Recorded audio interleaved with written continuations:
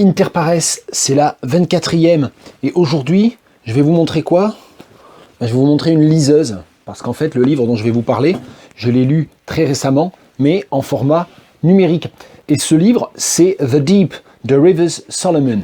Alors il se trouve que comme moi je lis en anglais, mais que dans ma famille, on lit plutôt en français, j'ai aussi acheté la traduction, que je n'ai pas lue, Les Abysses, Rivers Solomon, et c'est aux excellentes éditions Aux Forges de Vulcain, dans une traduction de Francis Guévremont. Alors Rivers Solomon, j'ai déjà parlé d'elle, et notamment dans un très long développement d'une des vidéos Je range mon bureau, à propos de son premier livre, The Unkindness of Ghosts, L'incivilité des fantômes, également traduit aux éditions Aux Forges de Vulcain. Et pour moi, c'est vraiment un écrivain, une écrivaine, elle se définit comme non-binaire, il faut parler d'elle avec le pronom personnel sujet they, donc avec cette utilisation très contemporaine du pronom they pour éviter justement la désignation par un he ou un she. Donc Rivers Solomon, voilà, un écrivain, une écrivaine, peu importe, qui compte énormément pour moi. Ces deux premiers livres sont absolument magnifiques du point de vue de l'écriture, du point de vue de la manière dont est retravaillé tout un pan de la littérature imaginaire ou de la littérature de science-fiction, et dans la manière dont justement toutes les stratégies en quelque sorte textuelles de science-fiction rejoignent des préoccupations politiques qui sont liées notamment ici à l'histoire de l'esclavage et de la traite transatlantique, mais aussi les questions contemporaines de genre, bien sûr, mais aussi d'identité. Et donc, c'est à peu près impossible de résumer ce livre. C'est un livre qui est d'ailleurs commercialisé en anglais comme un novella, c'est-à-dire un court roman ou une longue nouvelle. Le livre, les pages sont écrit assez gros quand même, ça fait un peu moins de 200 pages dans l'édition française, donc oui, c'est un bref roman. Moi, je pense quand même plutôt que c'est un roman, parce que dans les novellas, généralement, il y a moins, on va dire, de péripéties ou de changements, on va dire, de ton, ou de changements de registre. Bon, ça, c'est des questions un peu de spécialistes, de définition de genre, on s'en moque un peu, c'est pas tellement le problème.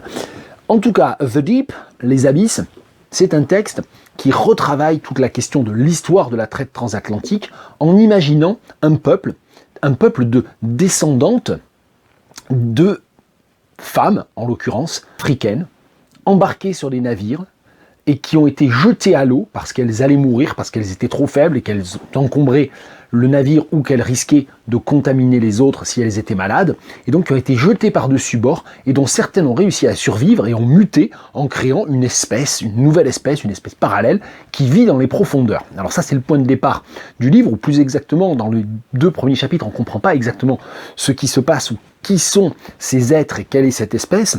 Mais ce qui est intéressant, c'est que cette espèce est dénuée de mémoire, et il y a en fait un individu de l'espèce qui assume le rôle de l'historienne, et dans ce livre, c'est Yetu. Et donc la protagoniste principale, c'est Yetu, qui est donc l'historienne du clan, l'historienne de l'espèce.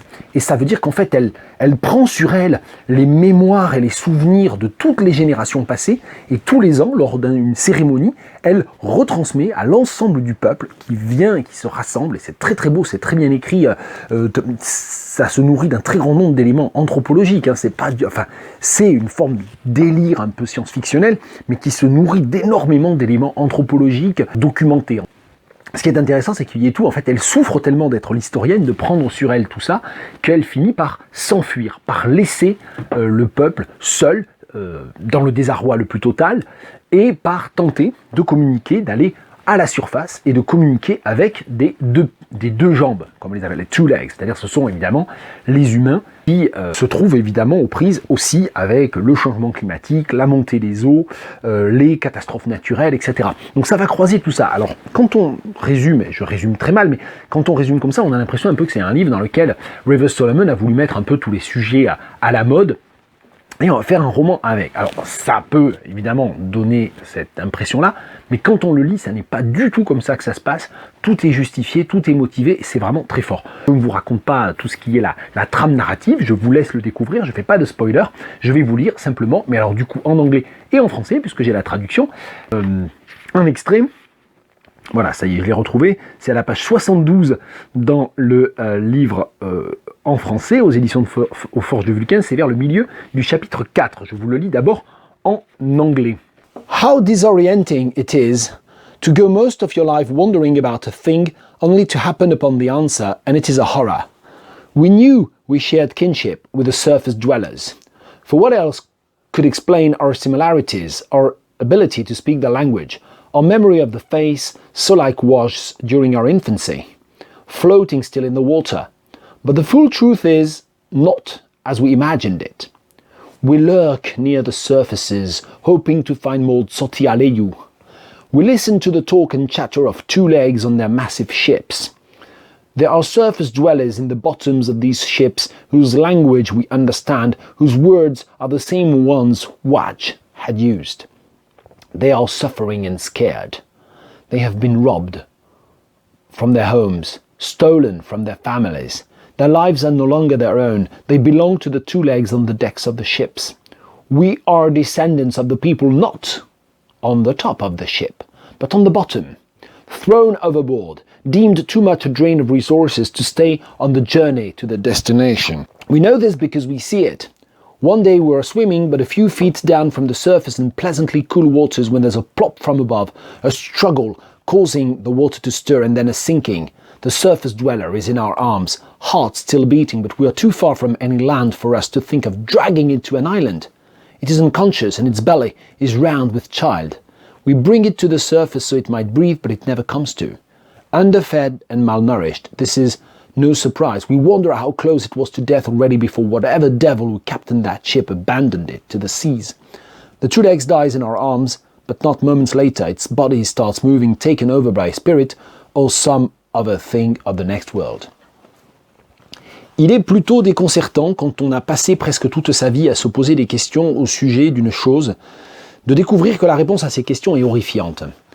Nous savions qu'un lien de parenté nous unissait aux habitants de la Terre. Cela seul pouvait expliquer nos similitudes, notre capacité à parler leur langue, notre souvenir de ce visage qui ressemblait tant à celui de Waj, et que nous avons vu alors que nous étions un nourrisson, flotter immobile à la surface de l'eau. Mais à la vérité tout entière, nous ne pouvions pas l'imaginer. Nous rôdons en eau peu profonde dans l'espoir de trouver d'autres Tsoti Aleyu. Nous écoutons le bavardage des deux jambes qui voguent sur leurs immenses navires. Il y a dans les cales de ces bateaux des habitants de la terre dont nous pouvons comprendre le langage, dont les mots sont les mêmes que ceux qu'employait Waj. Ils souffrent, ils ont peur, on s'est emparé d'eux, on les a enlevés loin de leur village, on les a ravis à leur famille, leur vie ne leur appartient plus. Ils sont la propriété des deux jambes qui marchent sur le pont supérieur. Nous ne sommes pas les descendants de ceux qui marchent sur le pont, mais de ceux qui croupissent dans la cale. De ceux que l'on jette par-dessus bord quand on décide qu'ils ne sont pas rentables, qu'ils vont coûter plus qu'ils ne vont rapporter en arrivant à destination. Nous le savons parce que nous le voyons. Un jour, nous nageons sous la surface, l'eau est agréablement fraîche, nous entendons un plouf. Au-dessus de nous, quelque chose agite les flots pendant quelques instants, puis se met à couler. Nous prenons la deux jambes dans nos bras. Son cœur bat encore, mais nous sommes trop loin de la terre ferme, nous ne pourrons pas la tirer assez longtemps pour arriver à une île. Elle est inconsciente, son ventre est rond, car elle attend un enfant. Nous remontons à la surface pour qu'elle puisse respirer, mais elle ne reprend pas connaissance. Comme elle a été mal nourrie, sous-alimentée, cela n'est pas étonnant. Nous nous demandons si elle n'était pas déjà à l'agonie quand le démon qui est le capitaine de ce bateau a décidé de l'abandonner en mer. La deux jambes meurt dans nos bras, mais quelques instants plus tard, son corps se met à bouger, comme possédé par un esprit ou un être venu de l'au-delà.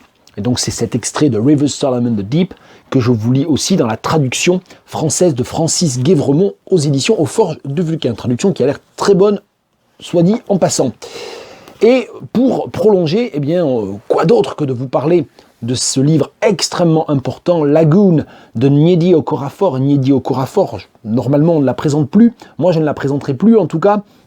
Je lui ai consacré plusieurs vidéos, et ça pour moi c'est son livre maître, c'est son chef-d'œuvre absolu. C'est un livre qui est à la fois un livre de fantasy, un livre de science-fiction, mais surtout un livre de politique et de politique environnementale. Donc c'est un livre qui, par l'imaginaire qu'il développe, et là encore, il y a un imaginaire qui n'est pas réaliste, qui ne peut pas correspondre au réel, mais qui invente une forme de science extraterrestre, une invasion d'extraterrestres en quelque sorte. C'est une sorte de réécriture de La Guerre des mondes de Wells, mais au Nigeria. Les extraterrestres choisissent de coloniser le Nigeria et de le coloniser par l'océan en fait. Donc c'est le point commun qu'il y a évidemment entre l'imaginaire de Rivers Solomon et l'imaginaire de Nnedi Okorafor dans Lagoon, c'est l'océan. C'est cette espèce d'idée que la matrice océanique est finalement la matrice du possible et la matrice de l'altérité aussi, et du devenir et de la possibilité en fait de sauver la planète et de sauver l'espèce humaine.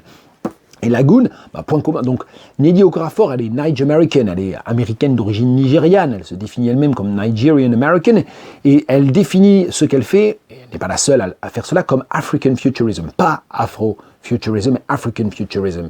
Je ne suis pas un inconditionnel de tout le travail de Nnedi Okorafor. Il y a quelques livres que je trouve très beaux, The Book of Phoenix par exemple, certaines nouvelles de Kabu Kabu, et ça, Lagoon, pour moi, c'est son chef-d'œuvre absolu. Et comme par hasard, c'est un des seuls livres de Nnedi Okorafor qui n'est pas du tout traduit en français et qui a l'air de n'intéresser aucun éditeur français. Je sais, je me répète, mais c'est comme ça. Chapter 44. Narrator's Welcome. The sea always takes more than it gives. Right now, as I weave, the sea roils and boils with life. About a day and a half ago, the oceans were ailing from pollution. Today, as the sun rises, there may as well be a sign on all Lagos beaches that reads, "Here be the monsters." This has always been the truth, but today it is truer. They must understand this. But I hope they do not understand any of it. If they do, then they will not step onto that boat and the story will not continue. My strong webbing will snap. The story will stop growing and spreading. Let them venture forth. I will throw out a strong thread, maybe 3. Then I will anchor it firmly to Lagos. That way I can continue to narrate this tale while I'll enjoy it. I am Udide, the narrator, the story weaver, the great spider. I live in this great cave beneath the city. I've been here for centuries and I will be here for centuries more. The metropolis is just getting started. The coming of these new people is indeed a great twist to Lagos's tale. Who saw it coming? Even I did not. I roll onto my back and place my hairy feet to the earth above me. I feel the vibrations of Lagos. This way, I see everything. What a story this has been. The sun will soon come up and I will watch everyone see what they have done. The chaos will be on display. The sun rises. Dawn is here and the dust settles. The streets are full of mayhem's terrible fruits. Burned vehicles, smoldering buildings, dead animals. The waking giant of the road goes back to sleep, leaving a trail of terror. The death of the boy on the road has already been seen by over 3 million people around the world and will be seen by millions more. There are new people amongst the old people, and the digital ether has gone wild. The great Ijele leads the wildness and the tricky Legba laughs. The bite of Biafra's waters are teeming. The president is healed. His eyes are dry and white. His skin is clear and brown. His mind is strong and free. I revel in it all. I am stronger than ever. I approach the end of this leg of the tale, and here I greet you. Welcome, listener, welcome. I press my sensitive feet to the cave's ceiling.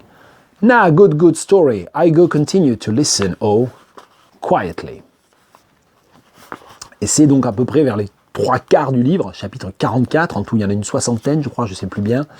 Pas dire de bêtises. Ouais, le dernier chapitre, c'est le chapitre 57. J'ai beaucoup travaillé sur ce livre, il y a beaucoup de post-it, de gribouillis, vous voyez, là, de toutes les couleurs. Bon, c'est vraiment un livre de travail, c'est un livre que j'ai enseigné aussi pendant 2 ans, c'est aussi pour ça. Et c'est un livre vraiment très important. Alors là, j'ai choisi de lire un passage, un chapitre qui n'est pas narratif, mais qui est un chapitre lyrique, dans lequel c'est le narrateur qui est en fait une des instances mythiques qui parcourent le roman, qui appartiennent en fait au panthéon Igbo. Ici, c'est l'araignée, la grande araignée. Et Nnedi Okorafor, elle travaille tout ça, elle croise en fait toutes les thématiques scientifiques contemporaines sur le changement climatique, toute l'océanographie et l'océanologie, avec des mythes fondateurs Igbo, mais aussi Yoruba, qu'elle remêle dans une sorte de syncrétisme, en les liant aussi à des problématiques sur le fondamentalisme chrétien contemporain. Enfin, il y a tout ça dans le livre, c'est un livre extrêmement riche et très très beau, et c'est pas du tout difficile à lire. En fait, c'est vraiment un livre qui se lit aussi comme un livre de science-fiction. Et c'est un des points communs, moi, je trouve, entre Rivers Solomon et Nnedi Okorafor. Donc je vous montre la traduction et le livre, et ça c'était donc mon interpares du jour. Rivers Solomon, Nnedi Okorafor.